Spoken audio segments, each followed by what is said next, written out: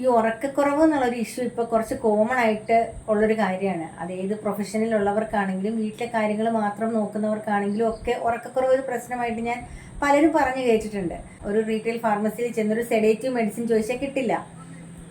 അപ്പോൾ അതിന് ഈസി ആയിട്ട് അവൈലബിൾ ആയിട്ടുള്ള സെട്രിസിൻ ടാബ്ലറ്റ്, അതായത് ആൻറ്റിഹിസ്റ്റമിനാണ്. ഈ സെട്രിസിൻ ടാബ്ലറ്റ് ഉറക്കക്കുറവിനെ മറികടക്കാനായിട്ട് വന്ന് വിത്തൗട്ട് പ്രിസ്ക്രിപ്ഷൻ ചോദിക്കുന്ന ആൾക്കാരുടെ എണ്ണം ഭയങ്കര കൂടുതലാണ്. നമ്മളുടെ ഫാർമസിയിൽ തന്നെ ഒരുപാട് ആൾക്കാർ വന്നിട്ട് പ്രിസ്ക്രിപ്ഷൻ ഇല്ലാതെ സെട്രിസിൻ ചോദിക്കാറുണ്ട്. ഇതിൻ്റെ ലോങ് ടേം യൂസിൽ ലിവറിന് പ്രോബ്ലമാണ്, കിഡ്നിക്ക് പ്രോബ്ലമാണ്, നിങ്ങളുടെ മെൻ്റൽ സ്ട്രെങ്തിനെ ഇത് അഫക്റ്റ് ചെയ്യും, നിങ്ങൾക്ക് കൺഫ്യൂഷൻസ് ഉണ്ടാകും, നിങ്ങൾക്ക് ഒരു കാര്യത്തിലും ഫോക്കസ് ചെയ്യാൻ പറ്റില്ല, നിങ്ങളുടെ ട്രെമേഴ്സ് ഉണ്ടാകും, പിന്നെ നോസിയ, വൊമിറ്റിംഗ്, നിങ്ങളുടെ ഒരു സ്ലീപ്പിൻ്റെ പാറ്റേൺ തന്നെ ചേഞ്ച് ആവാനായിട്ട് ഉള്ള സാധ്യത ഭയങ്കര കൂടുതലാണ്.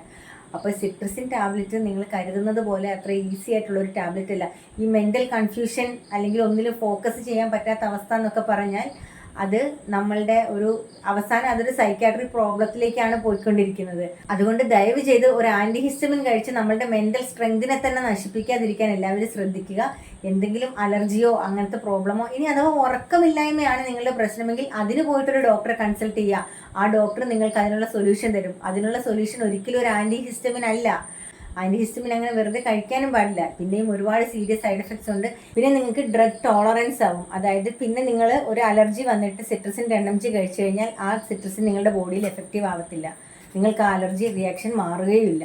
അപ്പോൾ സിട്രസിനൊക്കെ അധികം സബ്സ്റ്റിറ്റ്യൂട്ട് ഇല്ലാത്തൊരു മെഡിസിനാണ്. അപ്പോൾ ദയവ് ചെയ്ത് ഡ്രഗ് ടോളറൻസും വരുത്തി വെക്കാതിരിക്കാൻ ശ്രദ്ധിക്കുക. അപ്പോൾ ഇത്തരം യൂസ്ഫുൾ ഇൻഫർമേഷൻസ് ഇഷ്ടമാണെങ്കിൽ എൻ്റെ ചാനൽ ഒന്ന് സബ്സ്ക്രൈബ് ചെയ്യുക. Thanks for watching. Bye from Asha.